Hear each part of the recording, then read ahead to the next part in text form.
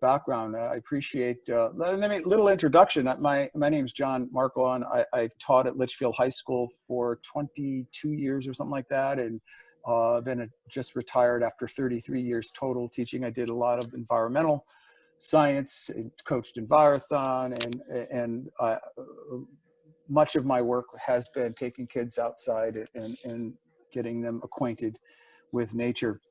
So let's pollinator pathways. Let's see here. I want to get to, how come I can't?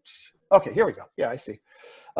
So the research is showing that there has been a decline both in our continent, North America, as well as global. This study that came out a few months ago is in Germany.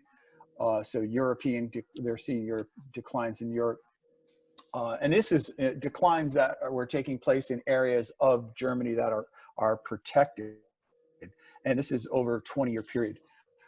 So back to our neck of the woods, 349 at least species of bees that are native and obviously play a vital role in pollinating the plants that we rely on for everything, food, for ecological functioning, you know, plants and trees all need pollinators. All of these different, you know, groups have seen declines, those pollinator groups. And the reasons for those declines, I mean, I'm just going to glaze over. Pesticides are obviously one, the increased use of pesticide.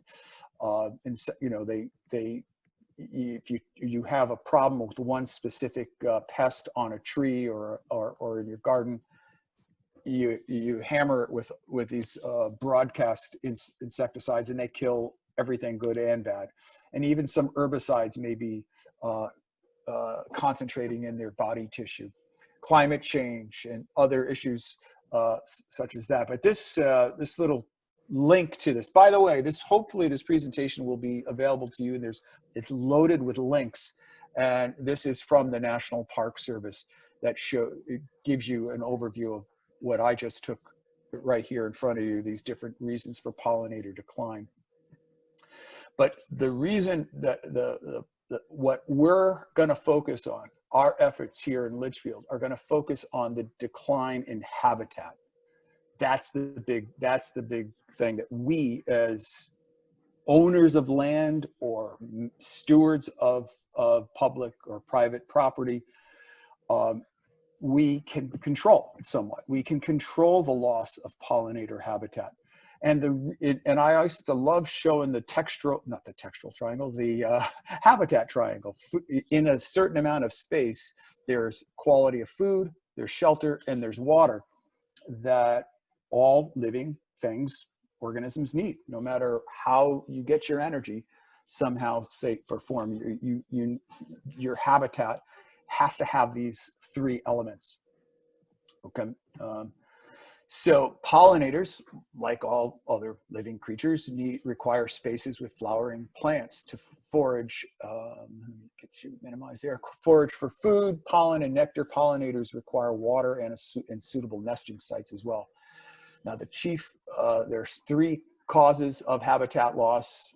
Well, agriculture, mining, and human development. But these are the three general reasons for habitat loss globally. Now, if you look at conversion of habitat, well, there's not a lot we can do about these impervious built surfaces like buildings and roads, parking lots. Not a lot we can do there. And as a matter of fact, I'd argue in a lot of urban areas, we need them, obviously, right? So let's go back to the simplification of the landscape. Well, that is something we certainly can do. Now, for some of you, I bet all of you who are on this call today, look at this picture and don't really find much attractive about that. Well, neither do I, actually. Fragmentation of the landscape. Now, this is a bigger issue. Obviously, it's symptomatic of post-World War II suburbanization. I don't even know if I'm saying that properly. Cookie cutter, Levittown types of developments. Well, it broke up, chopped up the habitat pathways, and this is where we can have an impact. Addressing that. Um, okay, so that, as I just said, we really can't do much about the conversion of the landscape. Although when I haven't visited New York City in a while, but when I do, we'd like to go to the urban parks, believe it or not, or even the Highline Trail in Lower Manhattan. It's quite beautiful. And I was talking to one of the gardeners, and they use a lot of native plants, and it's amazing what comes. It's kind of like that movie, if you build it, they will come. And I think that's what we're here. That's what we're all about. And imagine the impact if we do this in our own yards. So simplification of the landscape, so that the conversion to lawn, and obviously the fracturing and fragmenting of the landscape is something that we can have control over. Oh, what just happened here? Okay, let me get this out of the way. I can't. No. Hang on, I can't access this thing here. This thing is, excuse me for a second. Yeah, there, I put it off to the side. Perfect. Okay, so well, we already saw that. Oh, sorry, here we go. This was a quote from this woman in Ohio, and I liked it, and I link to that article, and she basically wrote a letter to the editor. Basically, the title here, well, here it is: lawns are soul crushing time suck, and most of us would be better off without them. But and it's, well, let me back up. But let's take a, so lawns, I think we need to redefine those. We need to perhaps be stewards of lawns in a different and better way. I think we need to be invested in ecological services. We need to be invested in those services in our own backyards. And I think that's the message that many authors, Doug Ptolemy to kind of lead the charge, have been saying. But take a look at this graphic. It's really interesting. Here we are in the Northeast, and look at the percent of turf grass compared to the rest of the country. Obviously, that goes along with population density, but it is dire in our area. The Boston, Washington suburban monster. In the United States, about 40 million acres of lawn in the lower 48, and that's according to a NASA satellite remote sense data, that satellite imaging. But that still only comprises about 1.9% of the total surface.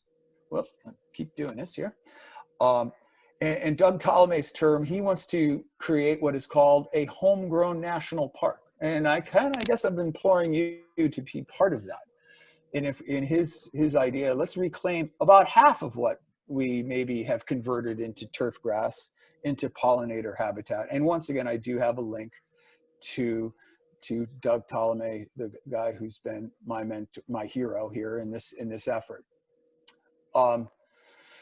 So, or take Annie White's advice, another woman another researcher doing research on this, but on the northern part of New England. So we got Annie White to the north, and we got Doug Ptolemy in Delaware.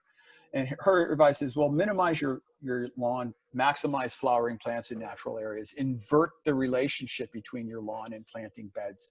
I like this quote here at the bottom: think of your lawn as an area rug rather than as wall-to-wall carpeting. That's brilliant.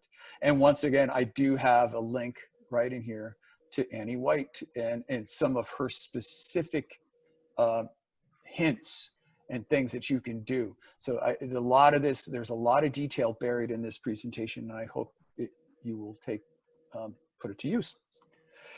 Okay, so unless we can restore native plants to our suburban ecosystem, the future of biodiversity in the US is dim. 86% of land east of the Mississippi is privately owned.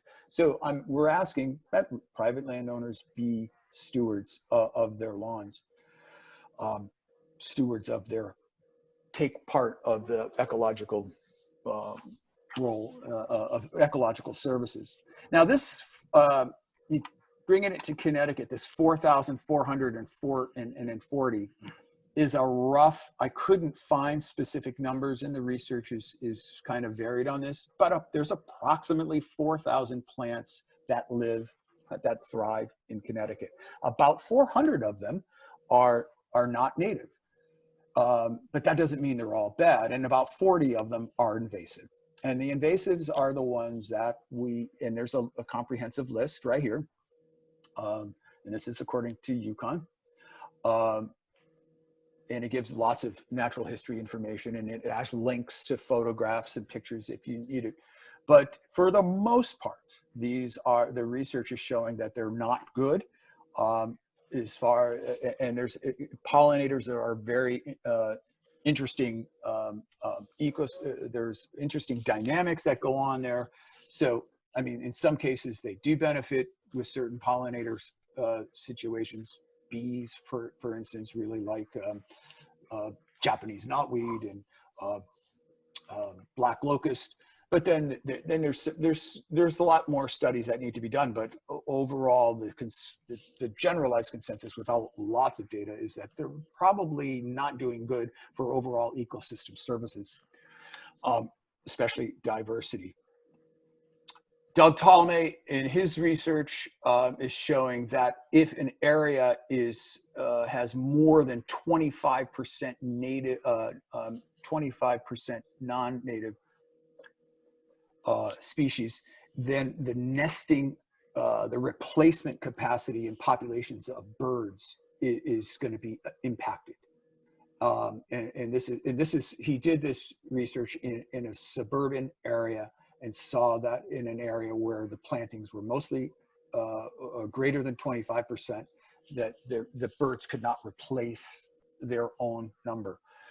And over here to the right of the screen, he actually looked at biomass and a number of species. Abundance is biomass, and then the number of species of Lepidopteran. That's fancy for butterflies and moths. So he's seeing a huge increase or a huge difference in the number of butterflies and moths when you're talking natives versus non-natives. And this cogenerate comparison, I do this at Litchfield. I have done this at Litchfield High School. I compared Norway maple to sugar maple. And we didn't do abundance and biomass, but we definitely did number of species. And it was interesting results. And we typically got more species. I think we always got more species in the last 8 years of doing that lab.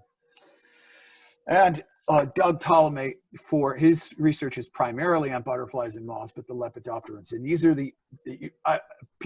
people from the Garden Club have shown me this list. A lot of people know about this list, and this list has been updated, and the numbers only tick up. But these are common woody plants, trees and shrubs, and these are common herbaceous plants, perennials that come back every year. And these are number of butterflies and moth species that are supported.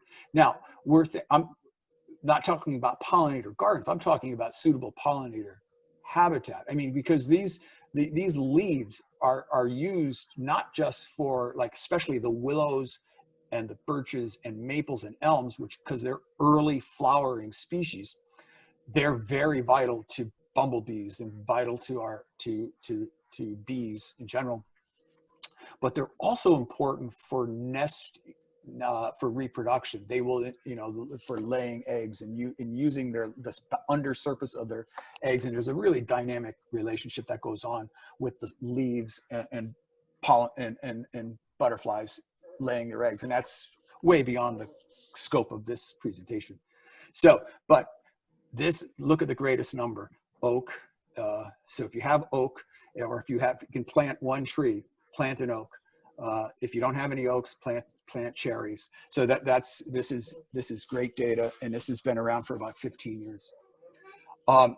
So now let's go from Lepidopterans to bees. What are bees looking for? They're looking for nectar, which is mostly sugar, right? And pollen. And pollen is a really interesting thing, but they need that for reproduction, for feeding their brood. And in some cases, bees will collect oils for different functions of their life cycle. This, when you look at pollen, some researchers have looked at the quality of the calories, the quality of the nutrients, the protein lipid ratio is something that people are interested in. These are all the scientific names of flowering species. This happens to be St. John's worts. And then it also they collected pollen off of the pollinators themselves, and they saw that this ratio stands up for different species of bees. And this is our common honeybee, and this is a common bumblebee. So our task, and I'm finally getting to the task of why are we here? Our task in Litchfield is to create, if you are so inclined, to reclaim, and then obviously monitor, because gardening is hard work if you can't dig in and plant one yourself, but we can monitor these patches of suitable pollinator habitat and see how they interconnect in Litchfield. So obviously here, the X as shown here, not a good way to connect. That's too far of a leap. Whereas here this might be along the bike path, the greenway. It could be along a river corridor that the land trust monitors right here, or these could be private homes. The idea is that we want to get an idea to see how closely connected they are to each other, and then we can assess, all right, well, what do we need to do? I mean, maybe some people, you could convince your neighbor, maybe let that part of your field go your yard go fallow. Maybe you could put in some native plants. So we want to create a way station, pollinator-friendly plants, source of water. Oftentimes we don't have to take care of these things because, there's clean water sources around. Sometimes dead wood or dirt patches are really important. Not everybody's yard is going to look like this, but, instead of that real straight manicured lawn, which I call is almost like the equivalent of putting out artificial turf, in some cases for a lot of pollinators, maybe it's better to allow some of it to look like this. This is I got a couple of charts like this, and then once again, you have access to this, but having flowering species that go throughout our growing season. And I helped Joni and Mark out at their Wild Carrot Farm. They had I don't know the details, but they had a grant or some type where they had to have a certain percentage compared to their crops, their acreage that they were using. A certain percentage had to be pollinator garden habitat, and with at least 2 species that were flowering throughout the flowering year, throughout the growing season. And so that's one as another. And these are both from regional authors that make these recommendations. And this one has a nice color guide as well. So, like I said, rethink your yard, mow less often, no need for pesticides if you can avoid it or use them smartly. Keep your grass clippings or leaves around. If you build it, they will come. I forgot the name of that movie, but it was good when I saw it. Well, that's the same idea here. So here it is. I can't call this Markelon's Amazing Habitat, but because I used to watch the Roadrunner, and here he is in the middle of the desert, Acme's Amazing Habitat Grid. All right, so building a habitat, or what kind of habitat are we looking for? And the simplest way to think about this is how much light and how much moisture is on the site. And so if you look across this gradient, is it less than 3 hours? Is it shady all day? Or is it greater than 6 hours? And by the way, full of links right here if you're interested in more. And a moisture gradient. If you dig into the soil, and if you water it, does it water run right through? Or is it just water sitting right on the surface? And that moisture gradient is defined by soil scientists all across the United States with these different drainage classes. From very poorly drained to poorly drained, both legally protected as wetlands and regulated as wetlands in Connecticut, all the way up to to excessively drained, and a little bit of info on that. So where does your yard, your habitat, your garden fit into one of these little grids? And I just have some pictures here, like sunny and wet. That's not a place where you're going to buy a house or build a house, but if that's in your backyard, that's, chances are that's probably a pretty awesome pollinator habitat. And then shady and wet. I mean, this is a typical New England scene. That's a red maple swamp, but that too, not developable because it is a wetland, regulated as wetland. It's going to have some good pollinators there. Sunny and dry. I got to, well, first go shady and dry. Sorry. You know, this is the only photo I could find of the ridge, the trap rock ridges, which is, I grew up near these. Now there aren't a lot of trap rock ridges in Litchfield, but there are some basalt outcrops in Litchfield, and they're overgrown with trees. Even like Prospect Mountain, it would almost fit this, where it's well drained but shady. I want to call your attention to this one, sunny and dry, because take a look. This is something we have seen, and I think most of us have seen. It's these corridors of power lines. Really fascinating places. And this article, look how recent that is. It's like 6 months article. Dave Wagner, professor of evolutionary biology at UConn, coordinated a study all across New England and found some pretty remarkable things with that kind of habitat. So let's see what he found. And by the way, here's a link to that study. Okay, importance of transmission lines. And researchers found, and I'm just summarizing this for you, that those sunny open corridors, in other words, sunny and dry, held nearly 10 times the number of bees and twice the number of bee species as compared to the forested plots that were right next to them. Because in the forest, as awesome as they are, and all the ecological services that they uphold, nectar becomes a little bit scarce by the end of May. They are vitally important for bumblebees and all our bee species because of many of them are early flowering. But after May, they become a kind of a pollen desert. So let me see if I can move on here. I thought I could. Oh, here we go. So transmission line corridors often provide early successional habitat. And that's an interesting ecological idea because there has to be, succession is something that happens to a community, ecological community, as there's disturbances. Let me see if I can back up.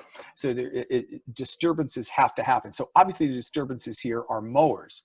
Well, increasingly so, and we're concerned about this, is that maybe those disturbances might be herbicides, okay? They have also found to be critical habitat for some other rare bees. All right. And so back to that my little Acme habitat grid.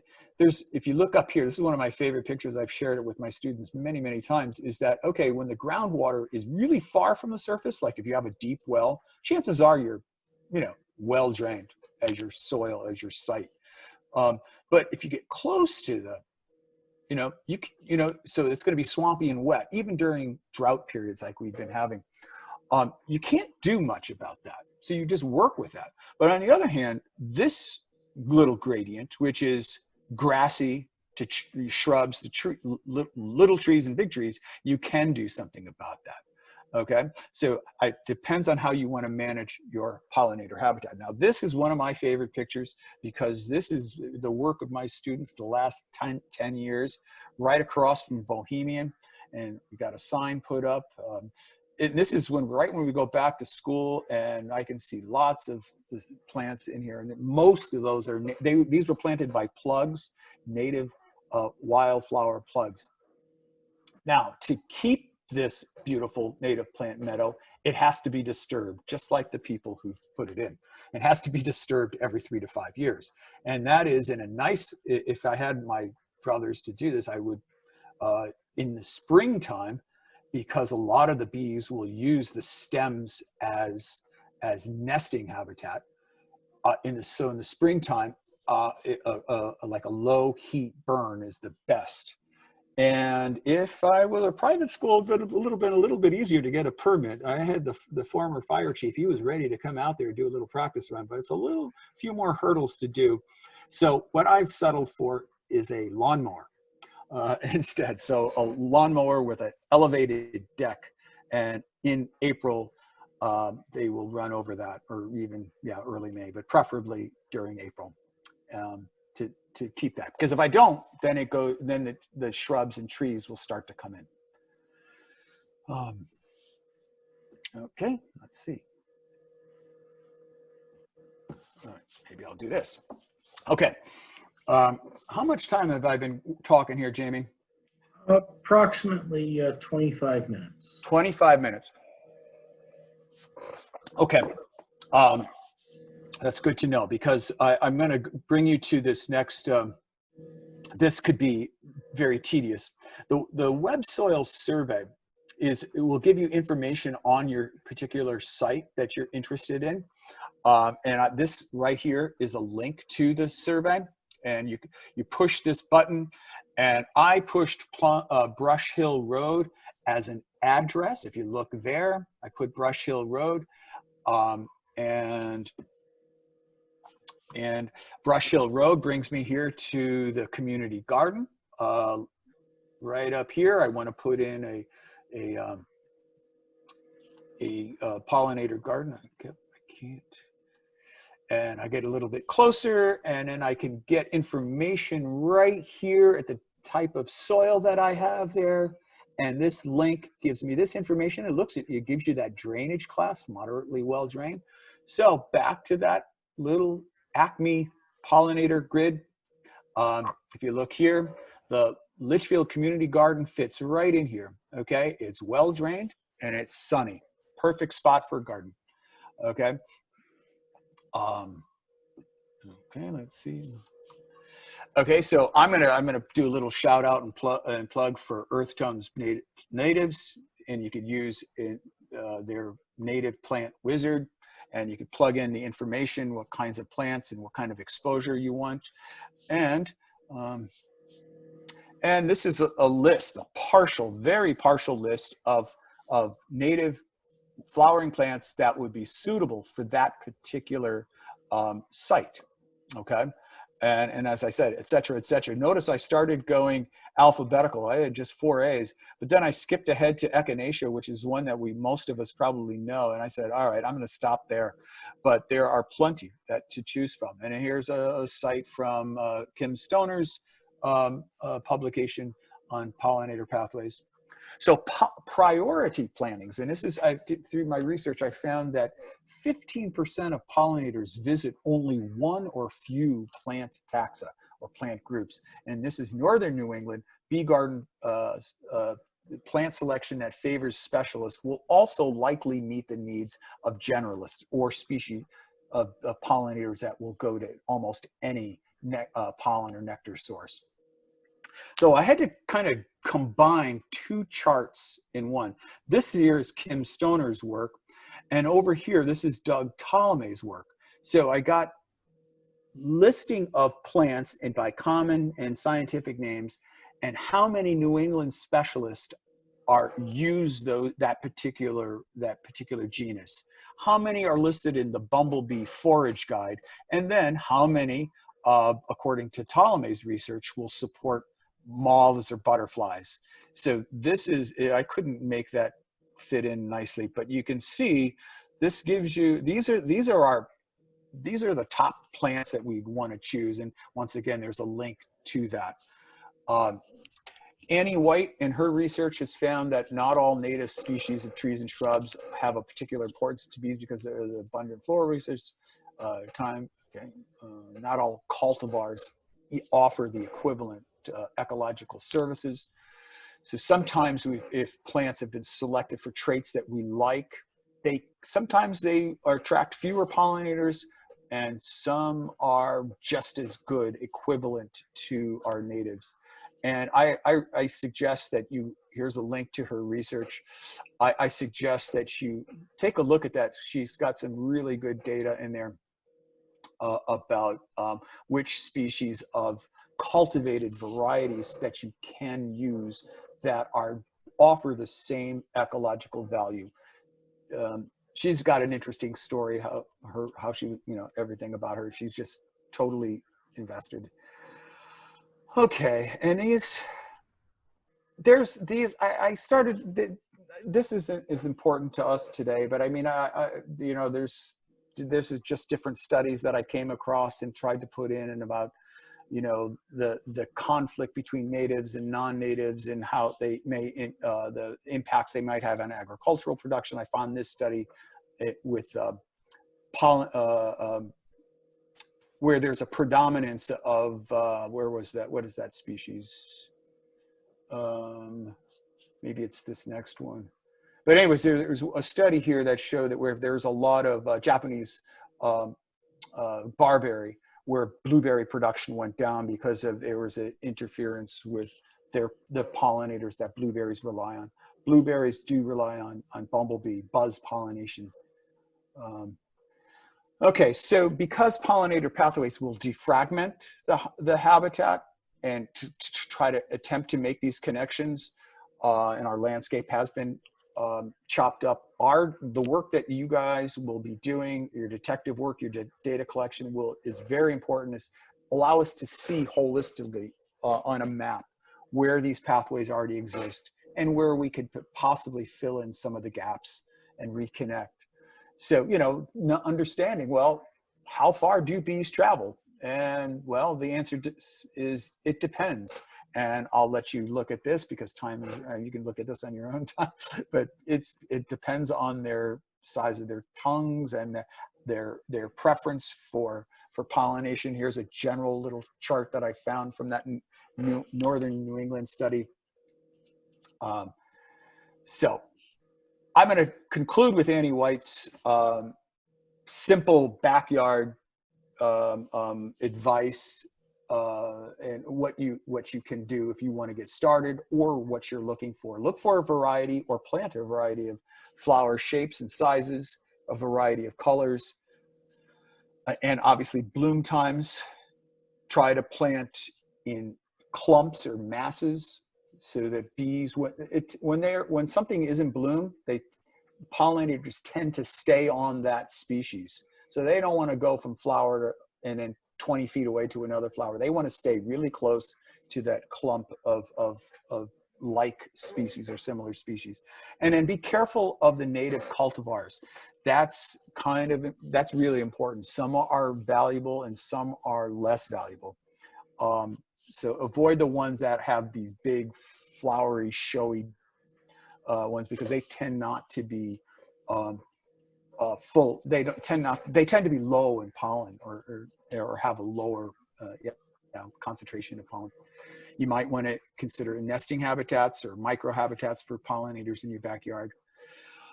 If you must have a yard, as Annie said, treat it as an area rug as opposed to wall-to-wall carpeting. Well, maybe seed it with some clover, because that's pretty darn awesome. Even though clover's not native, it's pretty awesome for honeybees and for bumblebees.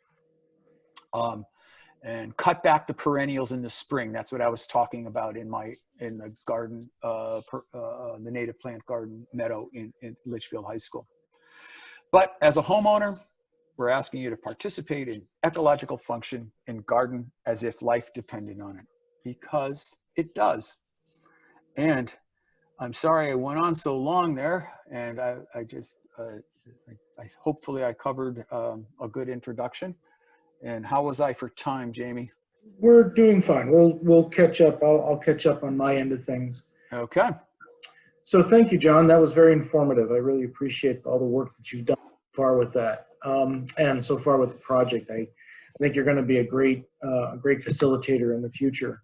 I was wondering, John, if you could, since now you're the host, if at the bottom of your screen you could go to what's called share screen, and there's a little button on the right of that share screen, a little arrow. Okay. You could then allow other panelists to share their screen so that I can share mine.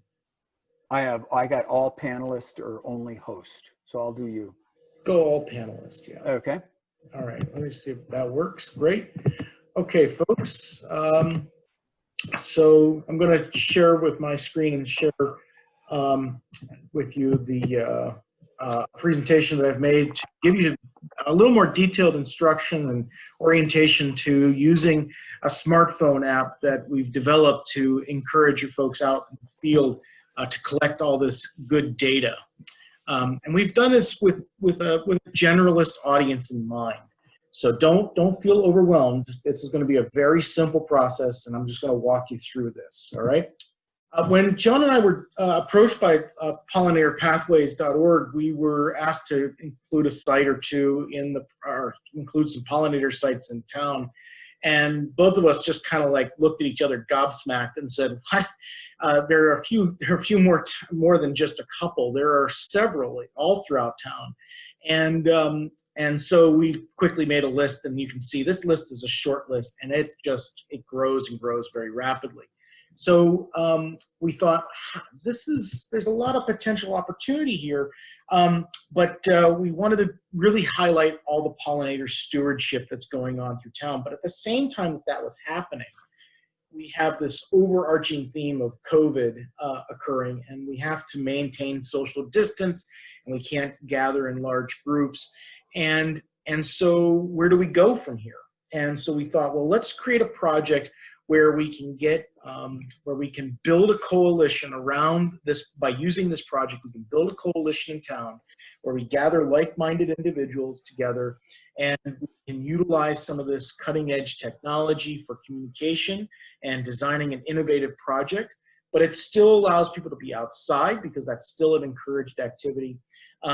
And we can rapidly deploy this project and gather some great data and generate some results. And so that's where we're at tonight. So we went to the pollinatorpathway.org website, and we found this map. This was really the map that sort of conceived the project from the very beginning for them. And you can see that they mapped all their pollinator sites in the town of Ridgefield, Connecticut. And you can see that there's this obvious theme. There's a bunch of paths all through the town, and those paths extend into New York State. They extend up to the town of to the city of Danbury. They go beyond just Ridgefield, and that's the kind of theme that we'd like to focus ourselves on as well. We asked ourselves, what would Litchfield look like? Would Litchfield be a bunch of paths through the town, or would we find that there might be some spots in town that doesn't have a lot of data? We don't know. And how would we go about collecting that data in such a large town? Town of Litchfield's 32,000 acres. So we asked a bunch of partners to go out and recruit you folks to help participate in this. And so this is our first kickoff for this event. And our first project is to create a map similar to this, but maybe with a little more detail, that's for the town of Litchfield and its surrounding vicinity. So we have created a way of collecting that data using a platform called EpiCollect 5. Now, EpiCollect 5 is a platform that was developed by epidemiologists over in the UK, and it encourages citizen science projects to collect data on large scales. It's totally free, and you can download the app onto your smartphone or tablet device for either the Android or iPhone marketplaces. So that would either be Google Play or the Apple Store, and it's free. And it was free for us to develop our project. So I encourage you at some point tonight or tomorrow to download EpiCollect 5 from your appropriate store onto your phone. Now, once you've installed the app on your phone, the first thing you need to do is you want to tap Add Project, and you're going to search for the Litchfield Pollinator Pathway. So the screen on your left is what your screen might look like once you find Litchfield Pollinator Pathway and you join it. So when you find a pollinator site, you're going to go to that site. And that site could be, as John has detailed so well, it could be a garden, it could be a roadside ditch, it could be a large field, it could be several potted plants on the back of your patio. It could be an electric line right of way, or maybe a wetland near your home. But the main thing that we are looking for, that we want to designate it as a pollinator site for this pathway, is it needs two things. You need flowers and you need pollinators.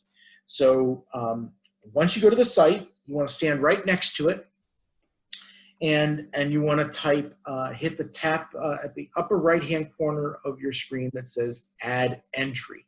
This is where you're going to start collecting data. Okay, so the very first question that's going to be asked of you in the app is, what's your name? And so you just type that in, very simple. And then you hit Next, which is in the upper right-hand corner. And then the next screen comes up, and the very next thing you need to do is you need to create a unique number for your observation. So I think the easiest thing to do is just to use my initials and a sequential number. So I start with 1, and I go to 2 and 3, and so it's JF1, JF2, so forth, with each site that I visit. I think it's a pretty good goal for everyone to go out and try to maybe collect data at 5 sites. And once you've done 5 or 6 sites, you're going to be totally hooked on this. So it'll be rather addictive after a while. Now, the next screen is the date. And fortunately, the phone does all the work for you. You just tap the cell and it pulls up a date.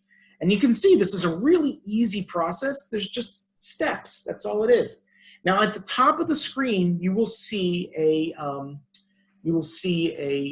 progress bar. And at the progress bar, we'll see here. We got 2 people with chats. Let me just see what we have here. Let me pull up the chat real quick. Chat bar here. I can't seem to find it right now, but that's okay. We'll answer questions when we're done. You can see a progress bar. It grows as you're working our way through the screens. And then we have the next screen is our site assessment. For the site assessment is going to be, what's the name of your location? You can just use a street address, a property name, whatever you feel comfortable with. One of the most important things that you need to collect when you're standing right next to the pollinator garden or the patch of habitat is the georeference data. And so the very next screen, you're going to see a big green button. And you tap that button and it updates the location. You get 3 numbers when you update the location. And I apologize, but you need to make sure that your GPS is turned on your phone so that works. When you get 3 numbers, a latitude, a longitude, and an accuracy. And we're asking that you try to get an accuracy number of less than 25. If you happen to get one that's greater than 25, just hit the green button again. And try to make sure that your phone has really great cell phone coverage or reception, because that helps in getting that accuracy number as low as possible.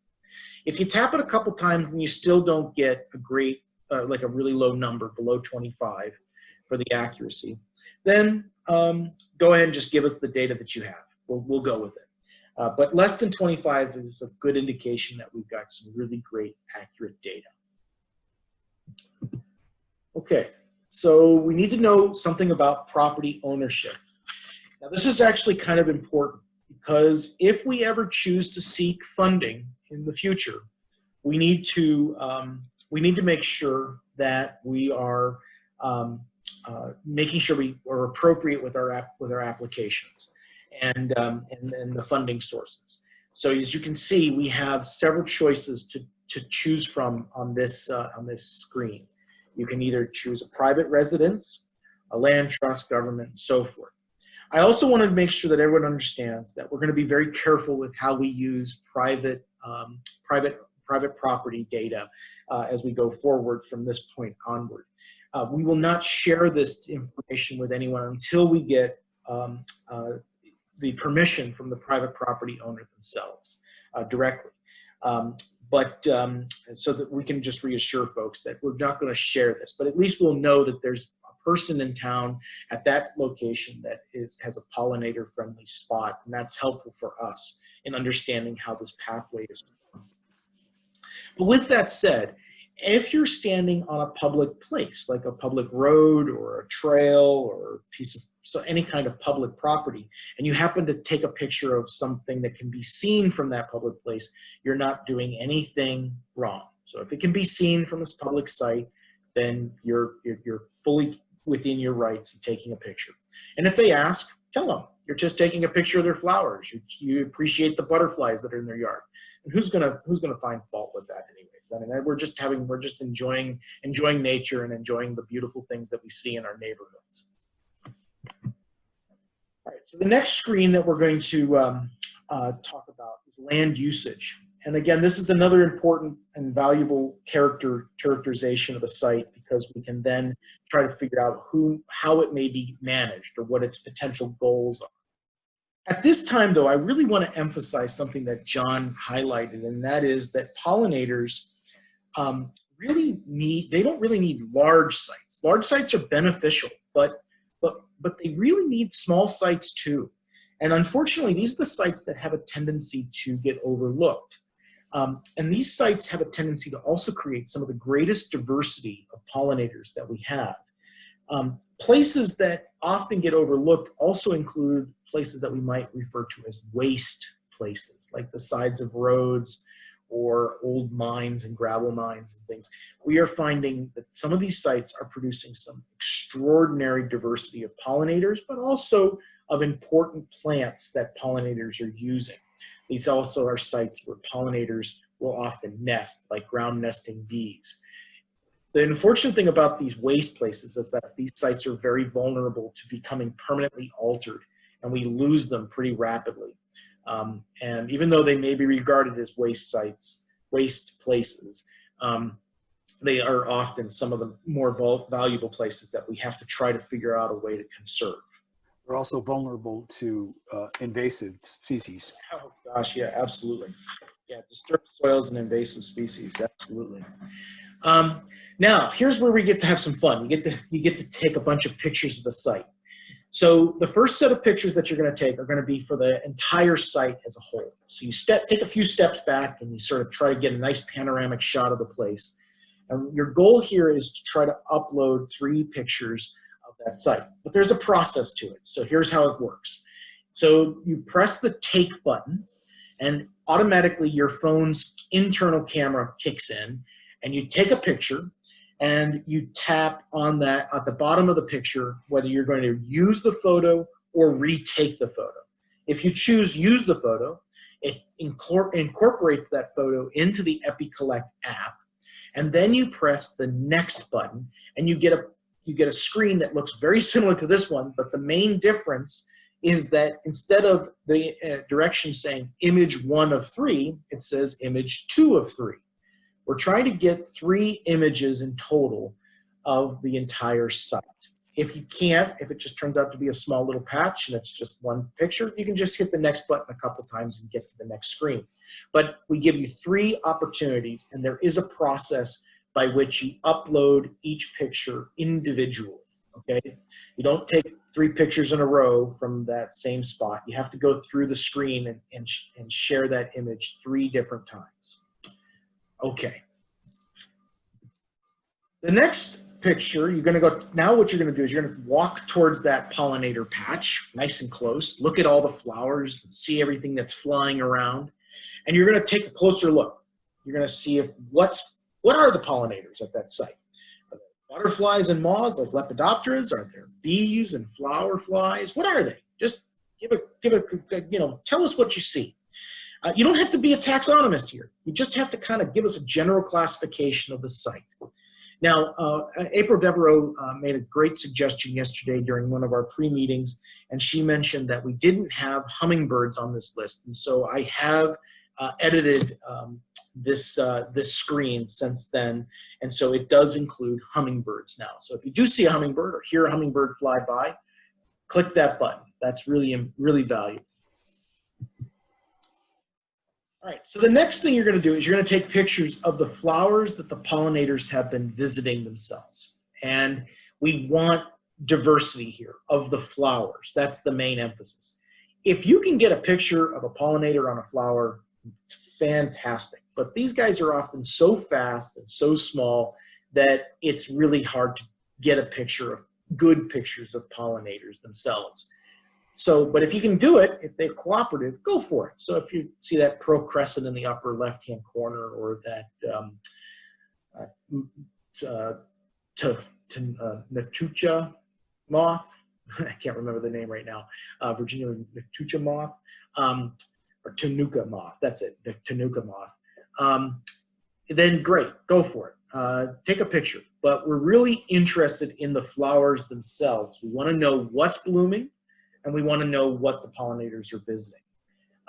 If it turns out that all you have is just one flower species, don't give us 3 pictures of the same flower. Just give us, try to get us diversity of flowers. That's really important. We want to know what's in flower at certain times throughout the year. This also brings us to a really important point. You can go back to that site if you'd like, say 2 or 3 weeks later, and see if anything has changed. You could go back and take a whole new suite of pictures of flowers that the pollinators are visiting, and we may find that there's some sort of activity pattern or phenology pattern, a change in the flowering phenology itself, the blooming cycle. That would be wonderful for us to document, and this is a great way and very easy way to document that. So don't hesitate to revisit a site that you thought was really interesting. The process is the same. You take one picture at a time by hitting the take button. You use your camera.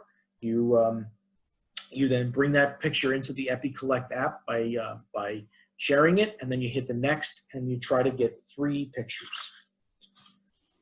As John mentioned, the next few screens are going to be very similar looking, so I didn't want to bore you any further, but they're going to ask you about the site, the size of the site, the exposure of the site, and the soil drainage. And we have these categories. We don't want you to feel like you have to pull out a measuring tape or a laser rangefinder or some surveying equipment to try to measure the site.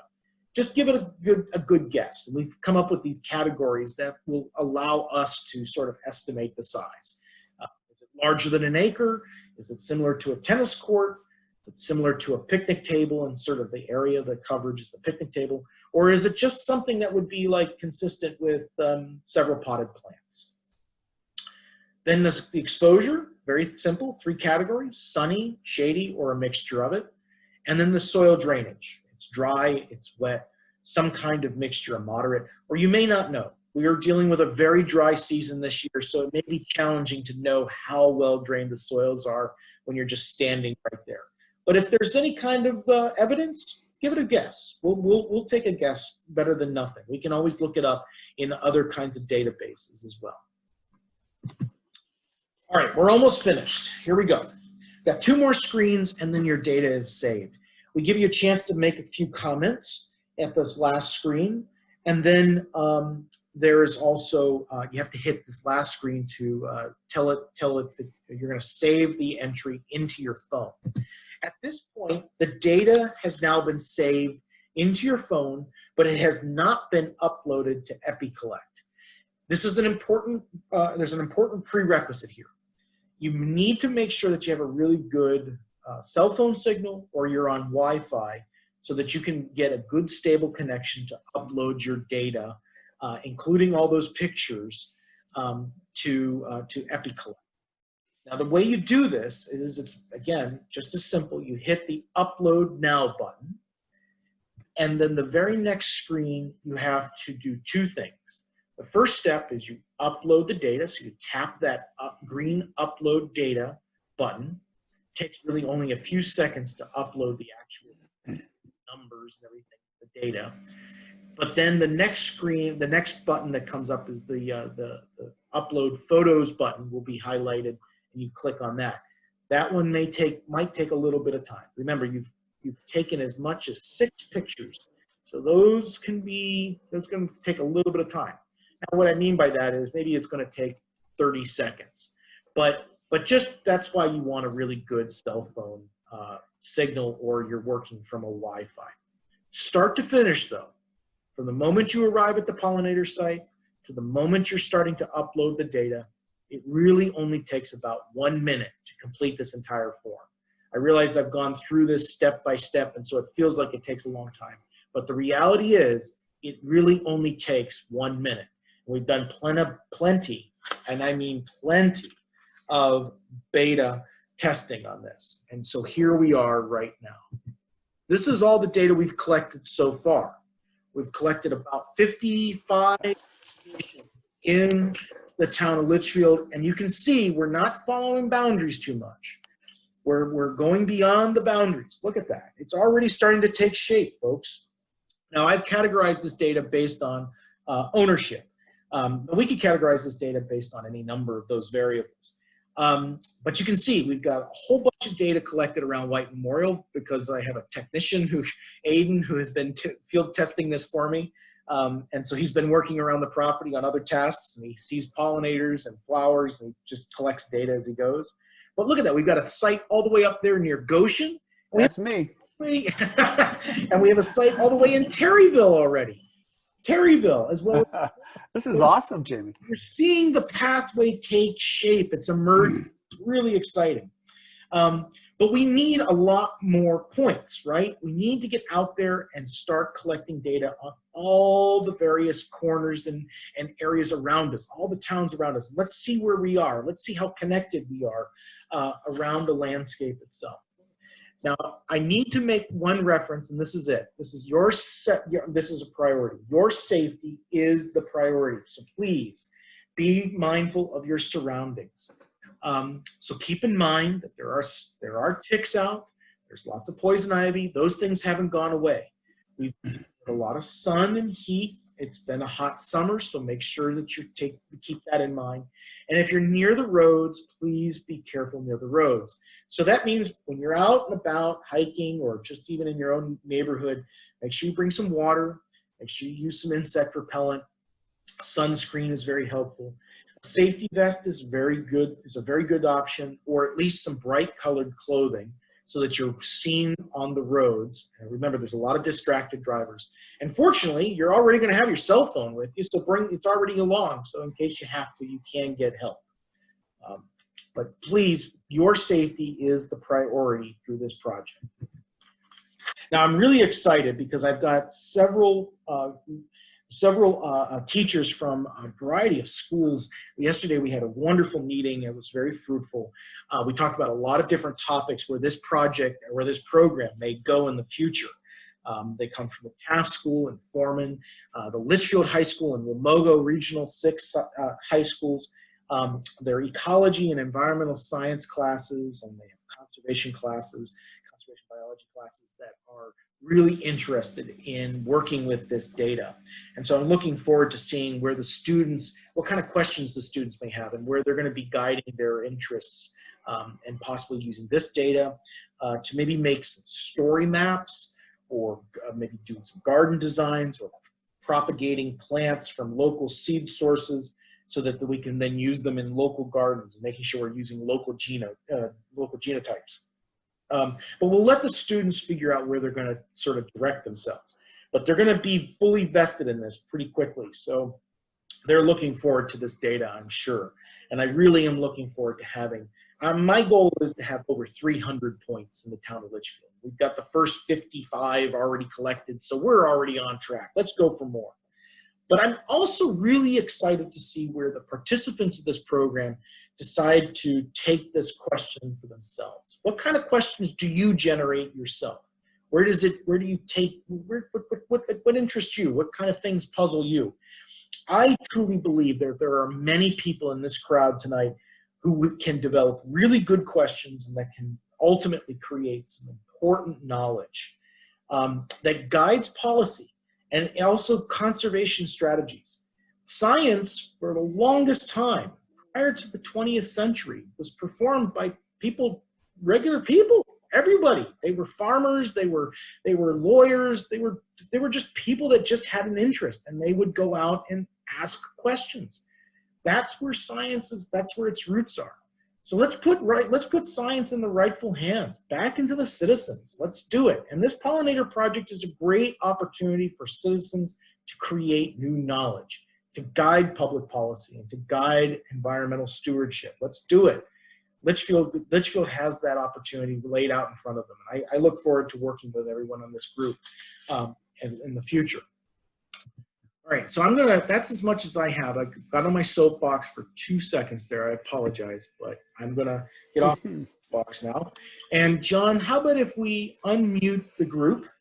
If we can, let's see if we can figure out a way to unmute the group, or maybe people can ask some questions through the chat bar or the question and answer area. Can I unmute the group?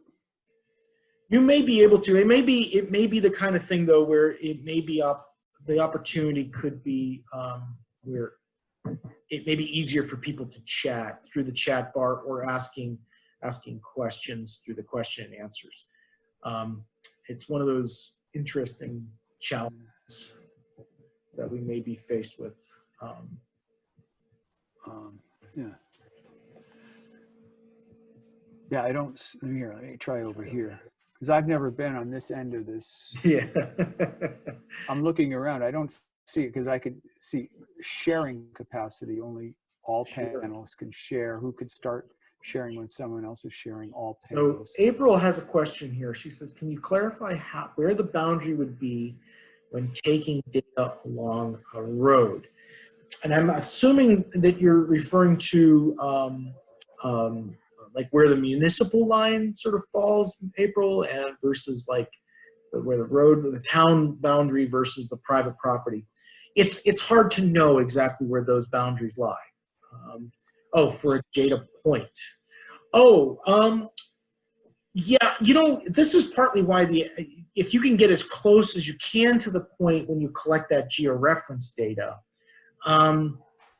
that's the best thing I can tell you, and that's why the accuracy reading is so important. So if you try to just as close as you can to it, that's fine. But even in close proximity, we can figure out where you are. I mean, we're not going to be you're not hiking long distances while you're collecting data. You know, you're going to stay at one spot. We can figure out where you are and where that boundary sort of lies. Grace Yagtug asks a question: can we establish a seed collecting process in this program? I don't see why we couldn't. We could easily try to make sure we're collecting good quality plants, especially native species. So there might be we may need to do some sort of corroboration and establishing a good process. But John, do you have any thoughts on? Yeah, I do, and that's a great question, and the answer is yes. And I know the source that I've been using for the last 10 years because I know where it originally came from. It had a local provenance. Now and then I grab it from the Litchfield High School meadow, and I get it from seeds from trees and shrubs from my own backyard. I think, Grace, the better question is not only a collection, but a network of sharing it. And even further down a network of propagation and sharing, as Jamie had alluded to. That's where I personally see this heading. So yeah, I probably have in the Litchfield High School meadow at least 25 native species, and the lupins are already going to seed. So I mean, there are some species that we can collect now. So, yeah. Crystal asked a quick question through the chat bar. If we're going to return to the same site to observe what is happening over time, do we have the ability to add to what we have collected at another time, or do we have to do the entire process all over? But then would that be a duplicate site? Yeah. With this project, Crystal, it's a great question. With this project, I'm not as concerned about duplication. I know that in many projects, that is a big concern. But for this one, I'm not as concerned. Whether you duplicate the site again and again, or whether somebody else comes in after you and duplicates the site. To me, they're equivalent and yet equally valuable. And so I'm looking forward to seeing how often that actually happens, but it's very possible, especially on some of our public land and highly visited, publicly accessible land. April Devereaux asks, so if I were to wander down a road, is it one point? Well, if it's one long continuous pollinator patch, April, I guess it could be. But more than likely, it's going to probably be segmented or separated by some things. and so there may be some obvious demarcations along the way. When I walk on paths around White Memorial, I often see flowers as patches. Even though I'm walking on the same trail, I tended to collect data as a series of points and define each of those patches as I went. There's no capacity or ability to digitize these sites. I think maybe that's what April's getting at. So we can't draw a polygon of along, say, the bike path, the Probably not right now. The Litchfield Greenway. We couldn't walk that elongated, even though it might be 500-600 feet to make up an acre. But but so I guess that's the shortcoming at this point. Right. Yeah, and this is a pretty simple data collection procedure. We're just trying to build our own awareness of all the potential opportunity for pollinators in the town of Litchfield and its vicinity. So right now it's pretty loose, but we're trying to keep it fun too, and trying to do something while we're trying to get our mind wrapped around the bigger question of where are the pollinators and how are they living in our town. And then let's see, we had a bunch of people ask some questions on the chat. Let's see, Sean mentions, Sean Mullen from Newtown High School, but also a Litchfield High School grad, I believe, and hopefully a brand new father, is asking about, he's looking forward to working with his students at Newtown and distributing seeds and propagating flowers. That's fantastic. Thanks, Sean. And Dean, do you want to talk about the seasonal picture, start again in the spring? It's possible, Dean, that we may start this up in the spring. But my goal right now is to get to the first hard frosts and to then do an assessment and an evaluation at that point. Our first hard frosts generally occur about mid-October. Sometimes in certain microhabitats, it could happen in late October, early November. So that's what we're aiming for right now. Jane Golding in the question and answers asks, are the 55 sites already done on a map? And the answer is yes, Jane. I have them on a Google map, and I will share that link with folks when we email out our PowerPoint presentations to everybody. Probably tomorrow is when we'll put together an email to everybody, and that way they can see it. But I'll share that link for the Google map so that folks can see that data.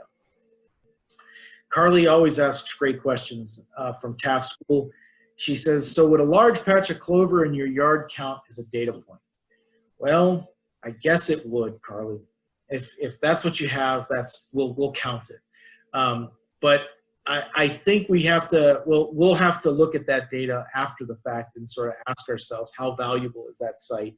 But a large patch of clover could still be a valuable site, given that it's an important food source for but yeah, it's I guess not as prioritized as maybe a bunch of native species in a big meadow or along a roadside ditch might be.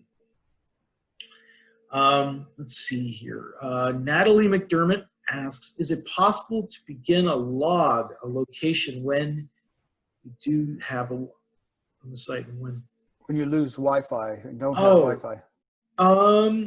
Yeah, so I guess the thing here is make sure try to upload it when you have really stable connections. And so the wonderful thing about this app is that the data can be saved in the app until you go to wherever you've got a good stable connection. So you could save it in your phone for a week if it interests you or you need to. And then you can upload it when you have a good stable connection, as long as you've got enough memory in your phone. But that's the value of this app, is that and the fact that even in Litchfield we have sometimes kind of spotty cell service. It happens every so often, and so you can sort of wait until you've got a good Wi-Fi signal or cell signal. Let's see here in the question and answers. There's some more coming in. Do we have access online to the map showing points as they are being collected? Yeah. So Gene, the data, I have to migrate that data manually myself from EpiCollect into, right now, Google Map is the platform. It's the most accessible platform. So it's a great question. So I'm going to do my best to try to walk that data over as frequently as possible for this project. In some projects, when I'm trying to reduce the opportunity of duplication, I have to do it at least once a day.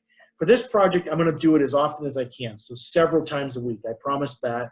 It may even appear to you to be like daily, but I can't make any guarantees that I can get to it daily with the duration the way it is of this project and how much time it might take. But we definitely will make sure that the data is updated on the map as frequently as possible. That way everyone can see that pollinator pathway emerging. Let's see here, April Devereaux in the chat. My vegetable garden, does that count? I don't see why not. I see good things coming from a vegetable garden. It shows a good, it shows like an agricultural connection to your local pollinators. And it also shows that it demonstrates to you what things are valuable things that are visiting your vegetable garden or your fruit trees or your orchard, or the blackberries or raspberries that may be in your garden as well. So there's still quite a bit of value there that would be beneficial to the pollinators too. Carly Borkin asks questions in the question and answer here. Will we be able to see the history of our posts after we have uploaded them so that we can take pictures of the same garden over several months? That's a great question. Yeah, so let's see how, in a way, I want to say you can. Just trying to think, it may be a little bit cumbersome. I want to figure out a way, I want to see if there's a way we might be able to streamline it. I kind of wonder, Carly, if maybe we should ask one of your students to help us with that, if they could possibly help us with that in some way. I don't know. That's a great question, though. It could make it feel really dynamic for some folks. I think that could be really engaging. Let's talk about that and see where we can maybe go with that. Luann Mullen has 4 acres with many diverse areas, meadows, perennial gardens, and vegetable gardens, and a deck with potted plants. So it sounds like, Luann, you have the potential for putting out lots of points on your property. And depending on the microhabitats, like the soil conditions or the exposure, and you may be able to segment your yard into various zones. I think that'd be kind of fun to do, actually. And now you're mapping out your yard, including your back deck. So you've got lots of little microhabitats. Now, if you don't have the time to do that, Luann, you can just give us one great big point and call it good. But I think you could have some real fun with this over the next 8 to 10 weeks of mapping out your yard and trying to figure out all the various aspects that make it so special. So I encourage it. And I know Luann, she used to be one of my landlords in the past, and I know where she lives, and she has a wonderful yard, an absolutely gorgeous place with lots of really cool microhabitats. So I'd say that's great. So I think we've covered most of the questions. We've answered most of the questions on the call, and we had, I think, quite a few people on the call tonight. So if there are any others, you can type them in now. I think we've taken up quite a bit of your time. I really appreciate your patience, folks. I apologize for the technical difficulties. Those things sometimes happen, but I really appreciate everyone joining in on us on the call. We're really looking forward to someday being able to see everybody face to face, talking with them about what they're experiencing, and getting back into some level of normalcy in the future. But for now, I really appreciate you taking the time to join the call and being part of it. John, I'll hand it over to you to close it out. Yeah, I too apologize. I think the technical difficulty came from when we created this as a webinar, and then we were trying to share permissions and all of that, because I've had no trouble in the past being part of a Zoom. But like Jamie, I want to thank you all for giving up an hour and a half of your evening, and I don't want to make it much more than an hour and a half. But this is a great opportunity and a great project, and a way to get outside and to get reconnected with our gardens, with our neighborhoods. Jamie had the idea of like having, what did you call it? Pollinator block parties. properties, these areas where there's high concentrations of very interesting areas in our neighborhoods that are, we don't think of them as people neighborhoods anymore. We think of them as pollinator neighborhoods. I mean, that idea is I think is really like ultimately what we're trying to get at, a changed awareness and an attitude of stewardship towards your neighborhood. Your neighborhood is not just your house now. Your neighborhood is this greater living community. But I want you to, maybe the only homework assignment here is to be thinking about what we can do next, what we can do moving forward. I asked that question of the educators yesterday, but I'm asking it of everybody. I mean, we can bring in guest speakers. We can have seminars in person or virtual that kind of could be how to construct a pollinator garden. It could be identifying different species of plants, native, non-native, invasive species. The list goes on. So there's lots of things that we could do. And that's what I guess I want you to be thinking about. That's your homework. But really, from the bottom of my heart, I want to thank you for being here tonight. Yeah. Well, thanks again, guys. We'll be in touch as soon as possible. Probably tomorrow we'll send out emails to everybody. Thanks again. We'll see you later.